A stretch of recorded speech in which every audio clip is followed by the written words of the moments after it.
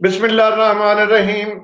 सलाम पाकिस्तान। मैं हूं फारूक शाह, लंदन तहलका के प्रोग्राम लंदन इनसाइडर से एक दफा फिर आपकी खिदमत में आज दोबारा हाजिर हुए हैं। आज हम एक और छोटा सा प्रोग्राम लेके आए हैं। हमारा 30 मिनट का प्रोग्राम होता है और इस प्रोग्राम में हम मुख्तलिफ इशूज पे बात करते हैं, कभी सियासी, कभी गैर सियासी, कभी मुल्क के मसाइल पे हमारी गुफ्तगू होती है। तो आज हमने लंदन इनसाइडर के प्रोग्राम में एक सिंध का मसला रखा है कि पाकिस्तान के सूबे सिंध में जो है इस वक्त मुख्तलिफ जो है आवाजें चल रही हैं।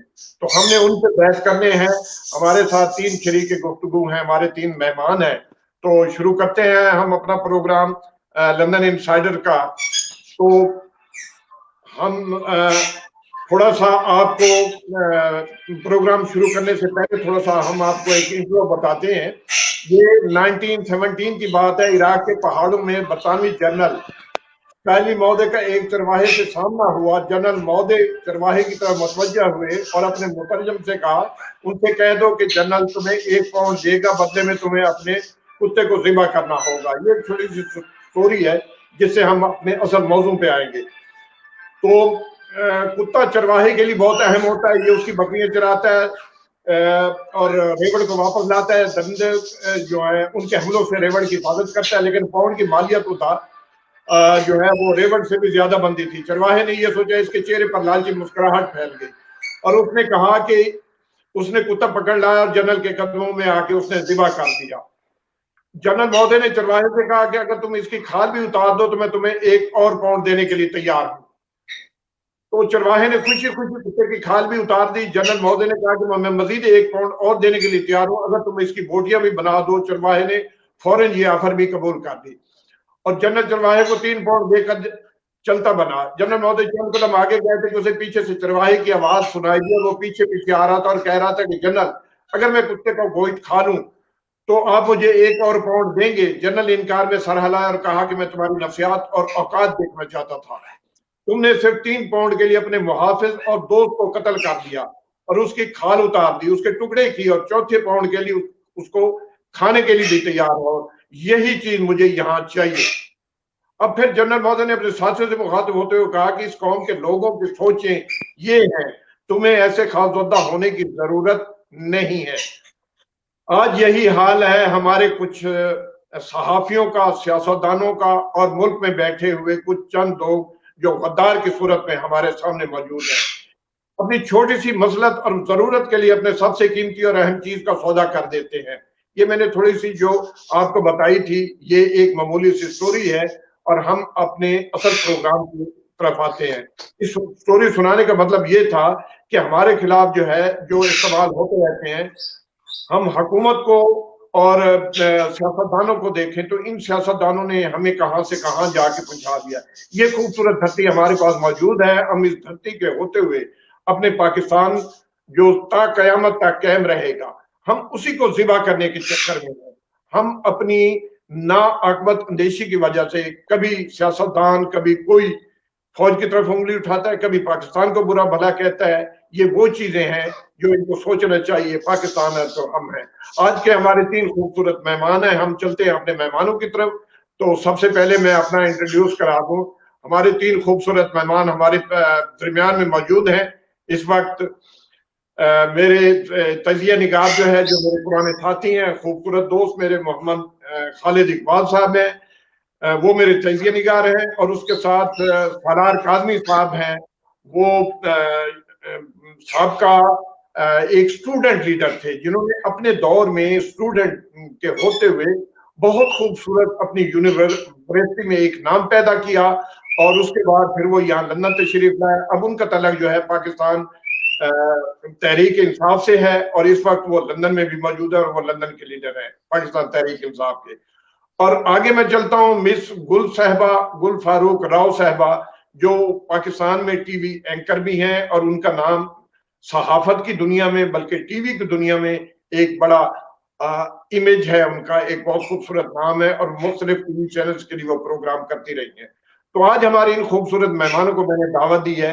सबसे पहले हम चलते हैं गुल साहबा आपकी तरफ कि पाकिस्तान के सूबे सिंध में इस वक्त जो वहां खुदाएं चल रही हैं, कुछ आवाजें आ रही हैं, तो हम आपसे ये पूछना चाहते हैं कि ये सियासतदान पाकिस्तान को कैम डैम रखने की बजाय अपने मसलों के अंदर रहकर ये टुकड़े करने का भी सोचते हैं, उसके खिलाफ भी जाते हैं, उसको खाने का भी सोचते हैं।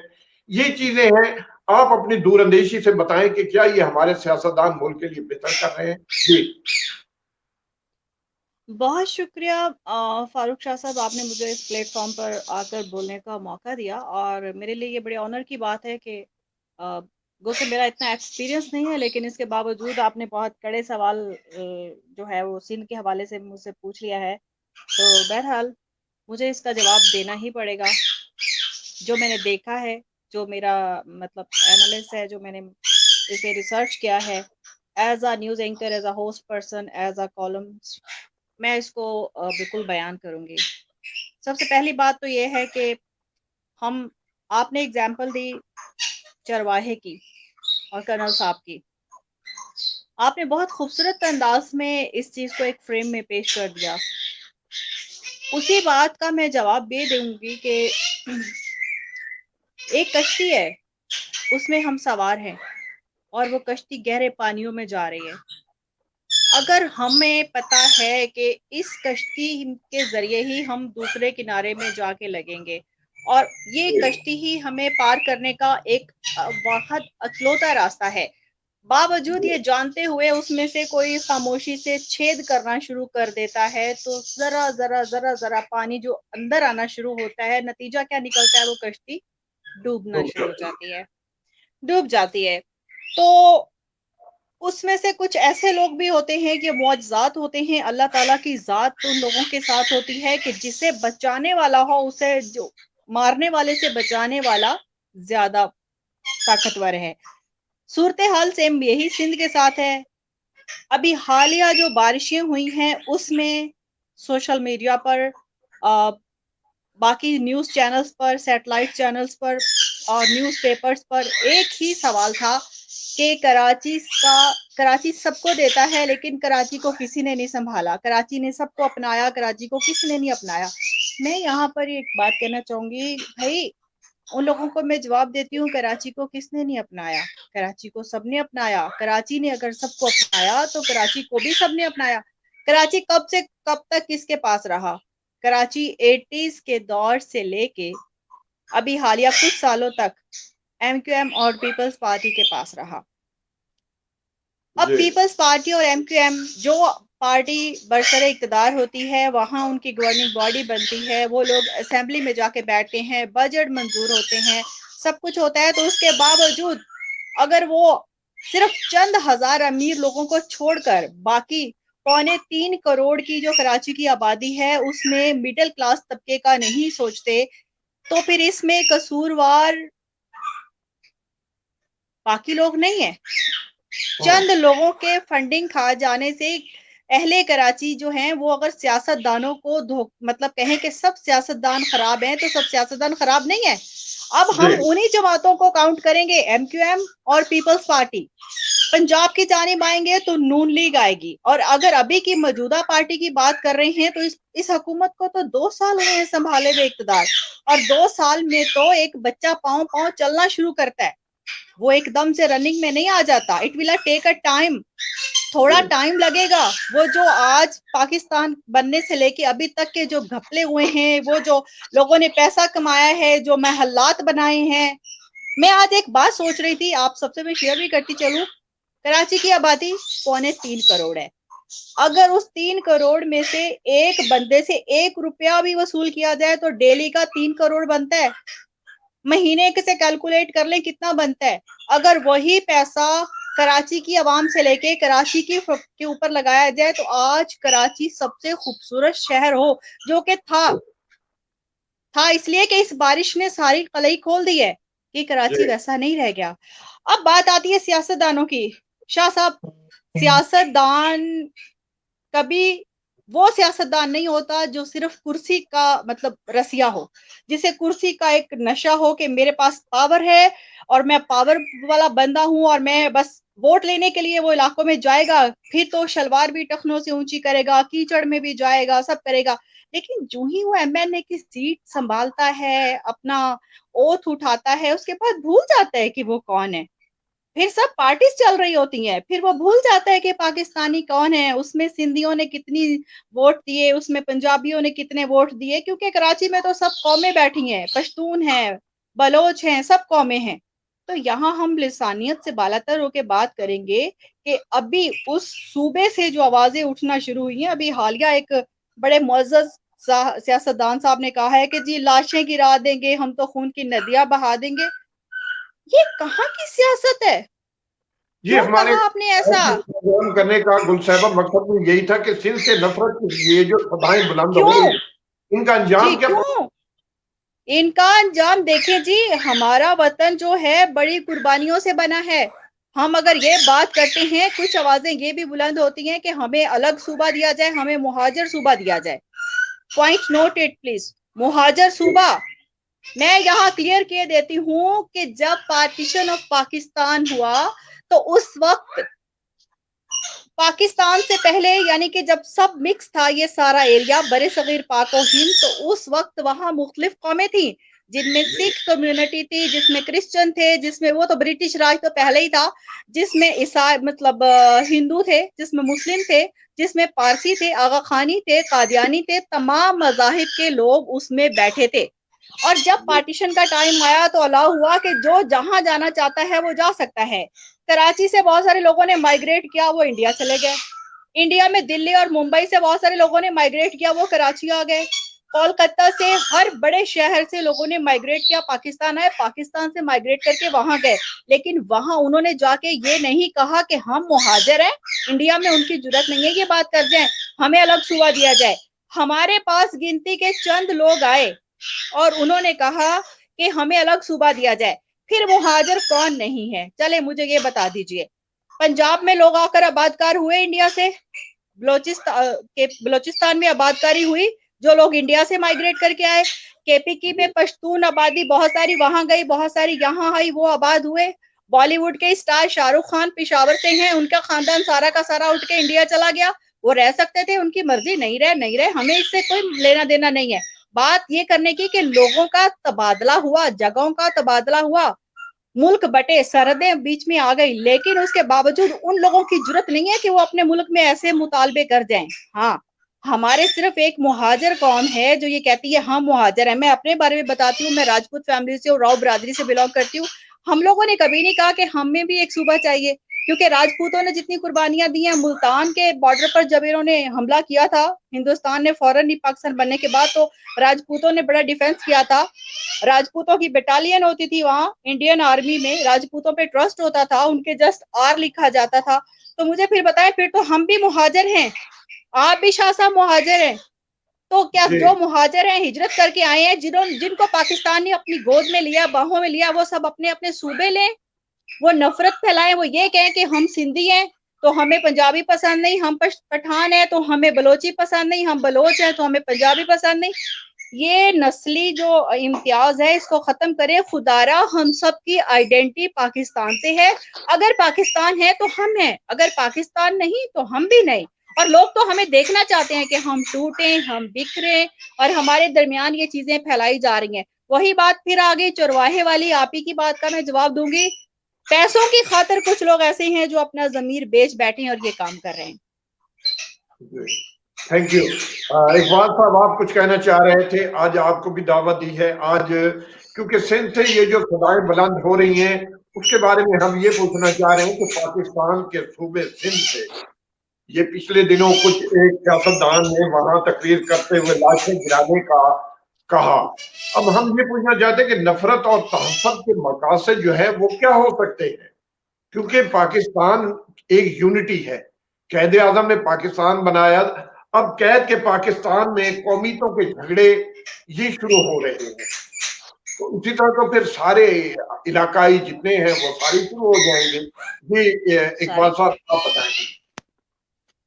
जी बिस्मिल्लाहिर्रहमानिर्रहीम। अस्सलाम वालेकुम काजी साहब, बहुत खुशी हुई आपको देख के, क्योंकि आप हर दिन अजीज पीटीआई को रिप्रेजेंट करते हैं और Thank you very यकीन करें much. कि पीपल्स पीटीआई मेरे दिल के बहुत करीब है। और Thank you, मोहतरमा जी। गुल साहिबा, अस्सलाम वालेकुम। आपको एक दो दफा एंकर्स के रूप में मुख्तलिफ चैनल्स पे देखा, बहुत खुशी हुई वालेकुम आपको देख अस्सलाम। के, और आज आपको सुन के भी यकीन करें कि बहुत खुशी हुई और एक फख्र महसूस हुआ कि हमारी माएँ बहनें जो पाकिस्तान में है वो अपने मुल्क से कितना दर्द दिल रखती हैं। और शाह साहब, आपने इतना अच्छा प्रोग्राम आज कोऑर्डिनेट किया है और मैं आपका शुक्रगुजार हूँ, आपकी टीम का, सारी एफर्ट्स का। हो क्या रहा है, पिछले चंद प्रोग्रामों में मैंने जो प्रेडिक्शन, सियासी तौर पे जो एनालिसिस दिए थे, अल्हम्दुलिल्लाह वो पूरे सच साबित हुए। वजीर आजम के दौरा कराची के ऊपर इस वक्त कुछ लेन देन चल रहा है और ये मैं बिल्कुल तस्दीक से खबर ब्रेक करने जा रहा हूँ कि इस बंदर बांट में बहुत सारे मैसेजेस वाया कराची की बिजनेस कम्युनिटी के जरिए मोहतरम वजीर आजम इमरान खान को भेजे गए हैं, मगर उनको इमरान खान के बारे में इस चीज का पता नहीं कि इनको कुर्सी से प्यार नहीं, ये न डर और बेबाक है और ये फ्रंट फुट पर खेलने का पूरा प्रोग्राम बना चुके हैं।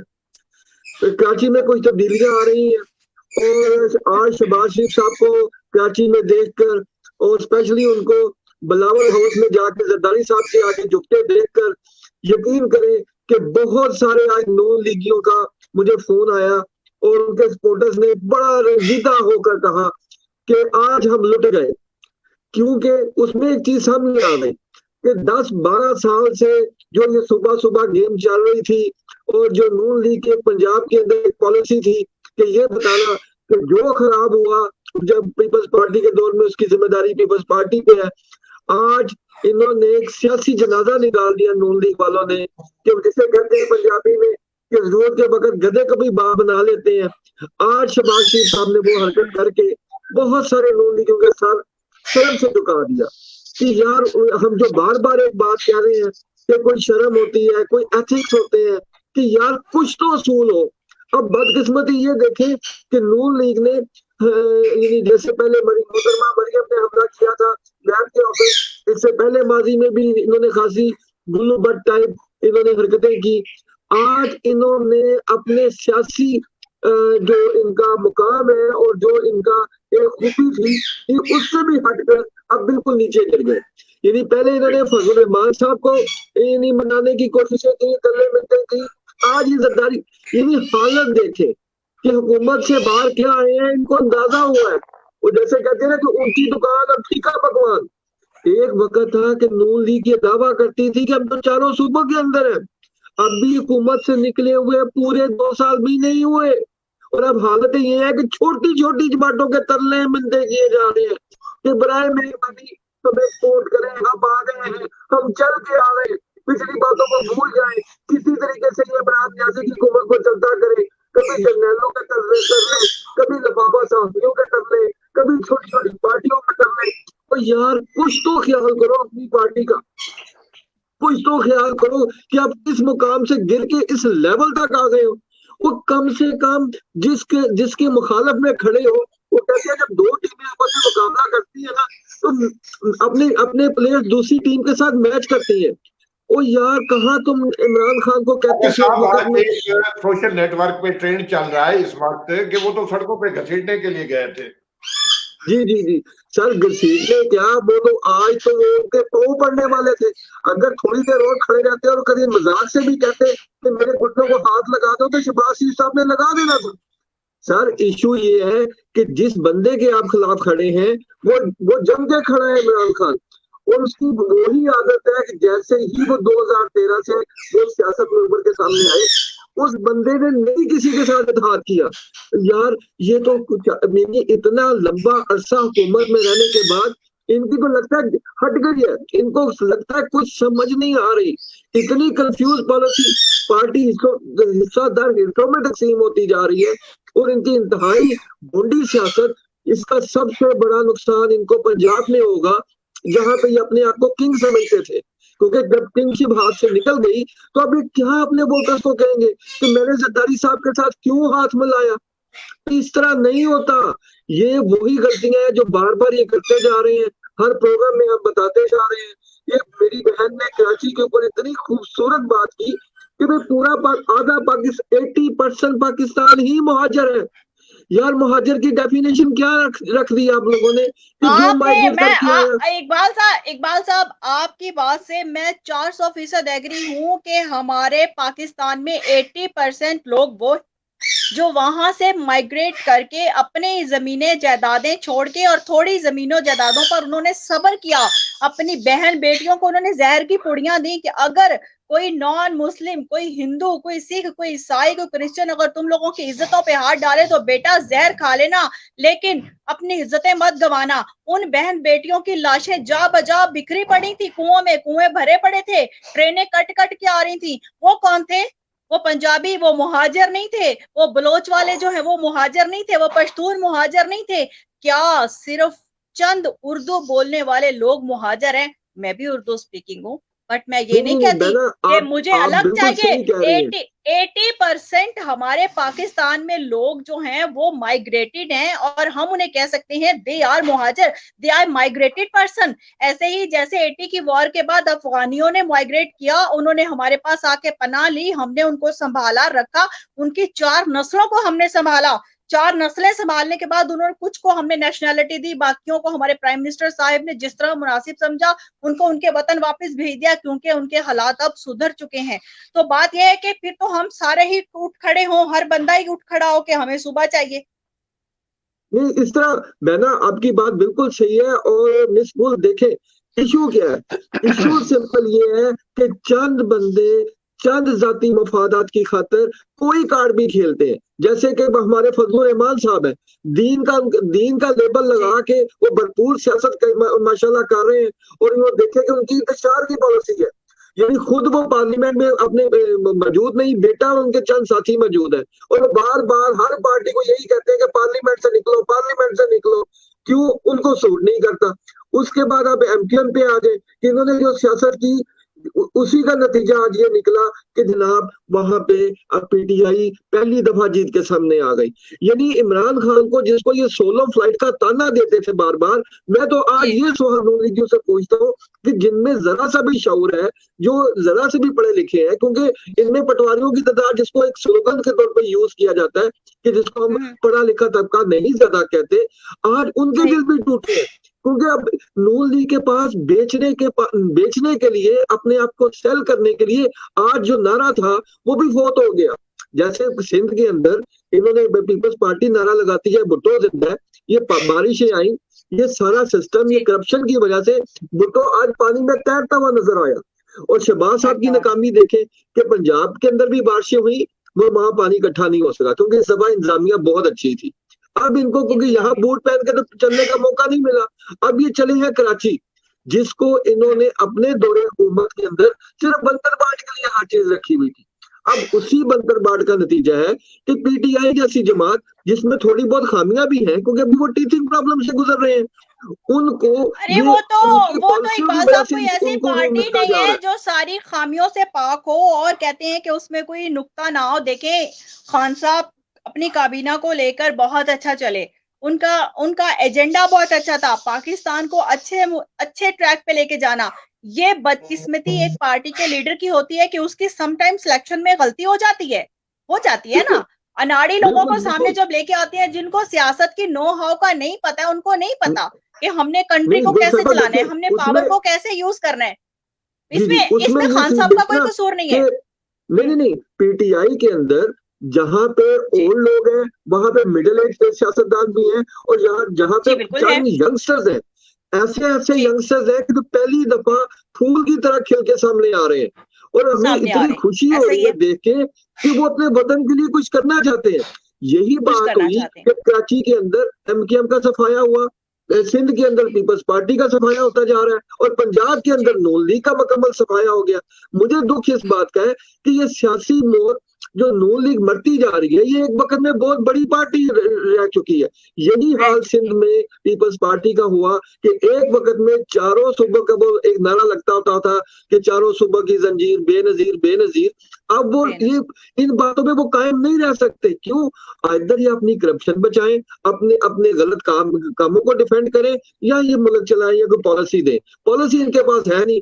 आज नून लीग के शहबाज साहब का कराची जाना और जरदारी साहब के तरले मिनते करते टीवी पे देखने के मनाजर, यकीन करें पंजाब के अंदर नून लीग की सियासी मौत का आगाज आज से हो गया और मुझे इस चीज का बहुत दुख है। इकबाल साहब, आपने सियासी मौत मार डाला।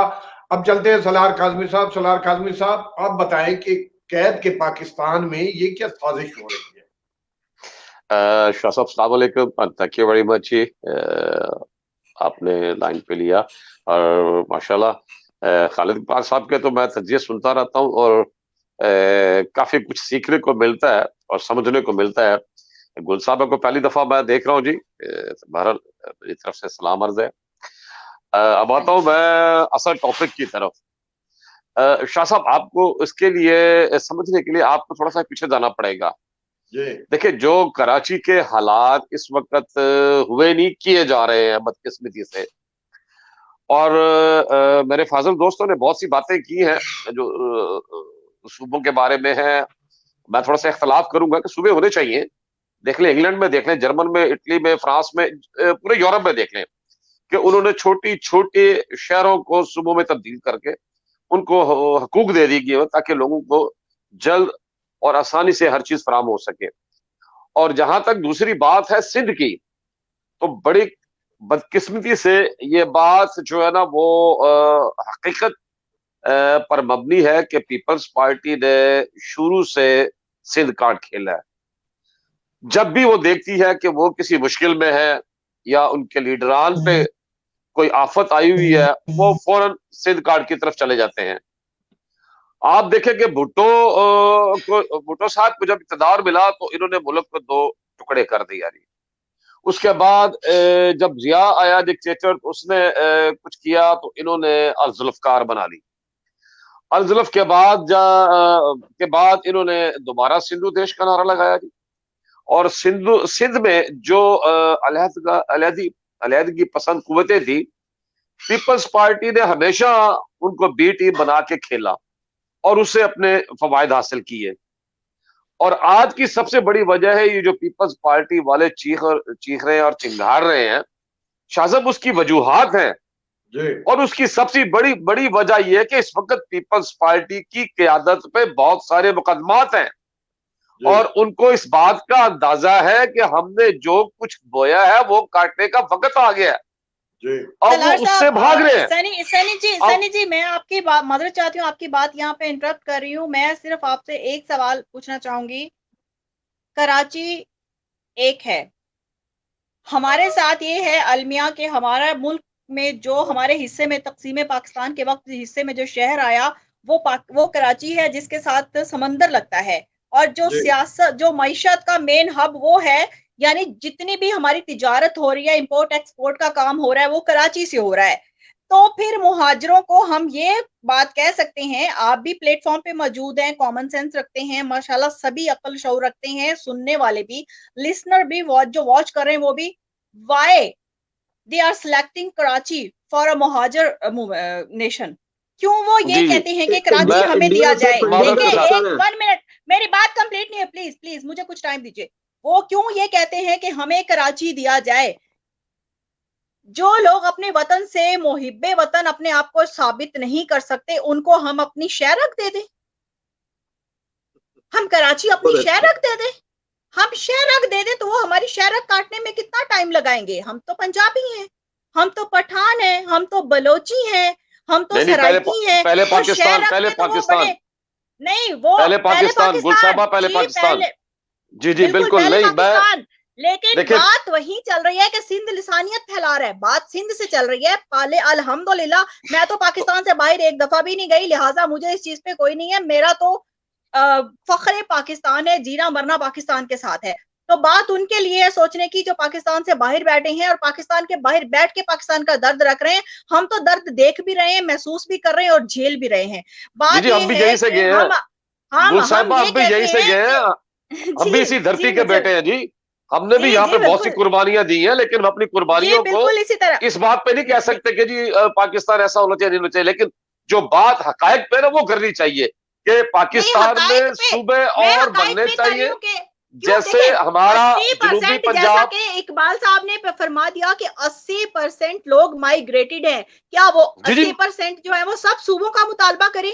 क्या पाकिस्तान की मैशत, पाकिस्तान की जमीन इतनी बड़ी नहीं नहीं, आबादकारी की मुतहम्मिल हो सकती है? हम इतने आप लसानी अपने सूबे बुनियाद बना पे, सकते नहीं हैं? गुल साहिबा, आप लसानी जी बुनियाद पे या कौमियत के बुनियाद पे आप सूबे की डिमांड नहीं कर सकती, लेकिन आप पॉपुलेशन के हिसाब से कर मैंने नहीं सकती है की, कि मैं जहां तो सोच ओवर भी नहीं पॉपुलेटेड हो, सकती। कोई भी कोई सर भी करे। मैं देखें सोच भी नहीं जनूबी सकती। पहली बात तो ये क्लियर कीजिए, मैं हूं एक सहाफी, मैं ना किसी पार्टी से हूं, मैं पार्टी फ्री हूं, मैं पार्टी फ्री एक पाकिस्तानी हूं, और पाकिस्तानी होने के नाते मैं पाकिस्तानी होने की सोच जो है वो बयान कर रही हूं। मैं ना सिंधी हूं, ना बलोची हूं, ना पंजाबी हूं, मैं किसी सूबे से नहीं हूं, मैं एक पाकिस्तानी हूं, और पाकिस्तानी होने के नाते मैं ये बात कर रही हूँ कि कराची पाकिस्तान की शहरग है, हम शहरग को संभाल सकते हैं। उसमें कोई अगर उसमें कोई मसला आ गया है तो हम उसको सही कर सकते हैं, ये कर सकते हैं, लेकिन हम उसको उन लोगों के हाथों नहीं दे सकते जो लोग रिलायबल नहीं है।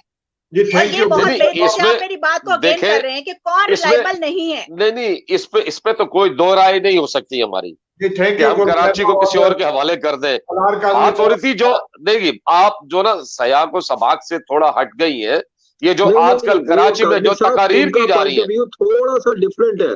वो बात ये वही कर रही है कादमी साहब, थोड़ा सा गुल साहिबा को सुने, वो बहुत अच्छी बात कर रही है। उनका पॉइंट ऑफ व्यू ये है कि हम सारे फलार काजमी पाकिस्तानी साहब हैं और इंशाल्लाह। कराची को हम किसी ऐसे बंदे के हवाले नहीं कर सकते या किसी एक ग्रुप के हवाले नहीं कर सकते जो पाकिस्तान से प्यार नहीं करता। और ये जो महाजर महाजर की रट लगा के सुबाइज्म खेलना चाह रहे हैं, वो इस चीज को कंडेम्ड करने की कोशिश कर रही है कि हम सारे देखे एक हैं, हम सारे पाकिस्तानी हैं और सबसे पहले पाकिस्तान। वो भी गलती पे कर रहे हैं। अगर महाजर एंड की तरफ जा चुका है। इंशाल्लाह इसी मौजू पे हम एक और नशिस्त लगाएंगे, आपसे एक दफा फिर मिलेंगे। मैं गुल साहब से और आप सबसे माजरत चाहता हूं क्योंकि टाइम हमारा खत्म हो चुका है। तो इंशाल्लाह अगली मुलाकात तक हम तमाम दुनिया भर में जितने हमारे बहन भाई हमें देख रहे हैं, हम उन सब से इजाजत चाहते हैं। आप मेरे खूबसूरत मेहमान हैं और इंशाल्लाह आपकी बातें हम एक अगले प्रोग्राम में फिर दोबारा सुनेंगे। चलते हैं। थैंक यू जी। ओके, अल्लाह हाफिज।